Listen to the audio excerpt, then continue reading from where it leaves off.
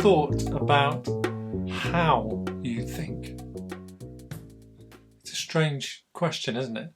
But just take a moment and consider, what difference would it make to your life if you could think better?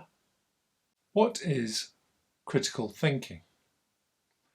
Essentially, it's stepping back from a situation, taking on board all the relevant and appropriate information that you can, and then assessing that information and making logical, clinical judgments and decisions based on it.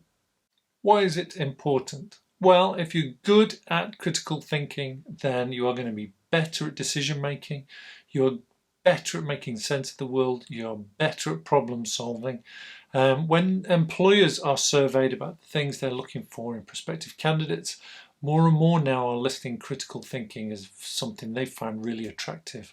So it's important if you're looking for a job. It's a really valuable skill. But in a nutshell, what it does is it means you're much more likely to make better life choices. And hopefully that equates to having a better life. And there's not many skills nowadays you can learn that can offer you that. How does it work? Well, there are three main elements to critical thinking, and number one is problem solving. Now, we've already done a video on problem solving, so I'll put a link to it on this video so you can jump straight to it or check it out at the end. It's up to you. But essentially, when we talk about problem solving, we're talking about having a strategy, doing it in a clinical or a logical way, not just impulsively doing what we've always done before, but actually really pulling it apart and saying, okay, what's going on here, gathering all the information, coming up with multiple solutions, picking our best one, considering what would happen if we did that solution, planning it and putting it into action. Number two, scrutiny. This is really all about asking questions. Critical thinking is about not taking information on its face value or not believing things just because someone told us something was true. It's about exploring it. It's about taking that thing and pulling it apart to see what's behind it. So when you have a piece of information or something that someone's telling you is true, critical thinkers should be asking themselves, where's the evidence to support this? Where are the facts? Is this true? Why should I believe that? And also asking things like, who's telling me this? Why are they telling me this? Is there some reason why now, this time, they're telling me this? Do they have an agenda? Are they biased or are they independent? Is this what other people think, or is it just this one person or this one point of view?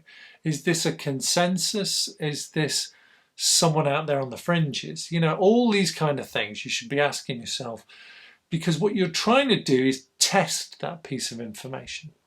If you test it and you find that it supports itself with facts and evidence, and there's a lot of things that show that piece of information is true, then it's really strong and you can have confidence in it.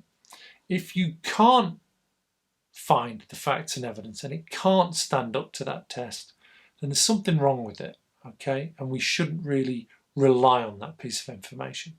So scrutiny is a really important part of critical thinking. There's a lot more to it than I can go through in this short video. But essentially it's about not taking things on face value. Don't be certain of anything and ask lots of questions. Number three, avoiding thought traps. Now that may sound very strange, but all it really means is this. Our brains are not logical computers. Over thousands of years, they have developed little shortcuts, ways of processing information quicker and getting us through our lives more efficiently. Sometimes these little shortcuts work against us. They don't help us process information properly.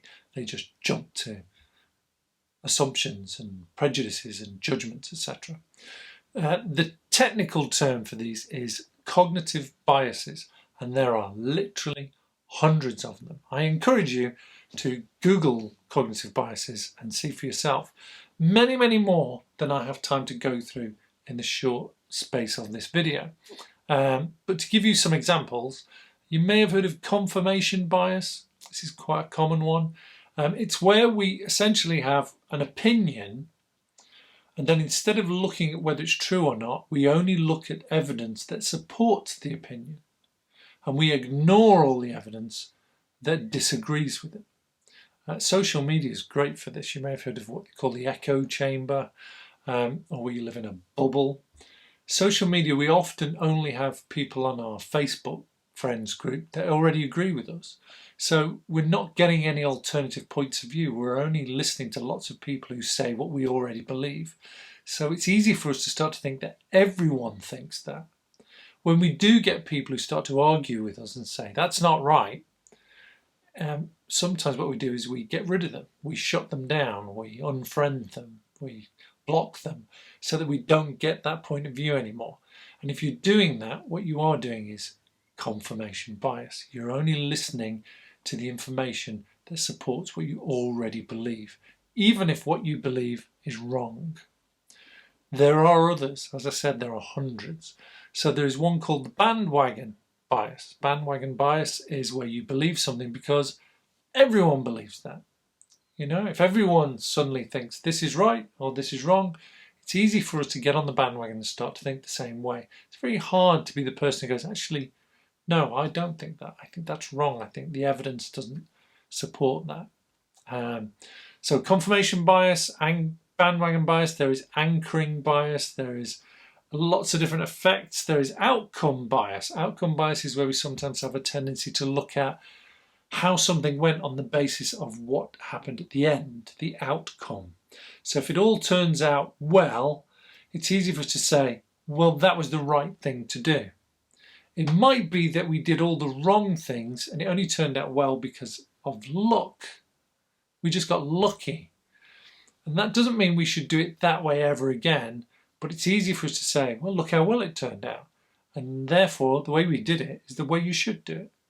It's not necessarily true. That's outcome bias. So you can hopefully relate to a few of these.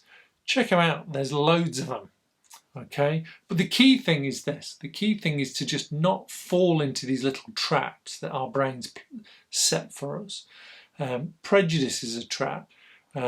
Assumptions are a trap. Just thinking something's that way because I've always thought that way is a trap. You need to base good critical thinking on evidence, on facts, and on logic. If you do that, you're on much stronger ground than just jumping to a conclusion. You should always be scrutinizing it and asking those questions. That's the way you avoid those traps. Is that true? Why do we think that's true? What evidence is there to support that? So I hope you found that interesting and useful. As I said at the beginning, it's a massively valuable and useful skill to develop critical thinking. So I really would encourage you to investigate it further and look into it a bit more. In the space of this short video, we've only really got time to give you a brief introduction to the concept. So there's a lot more to it.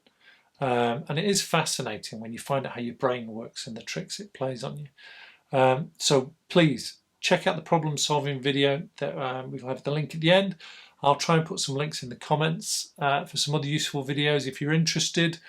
But other than that, take care, stay safe, and goodbye.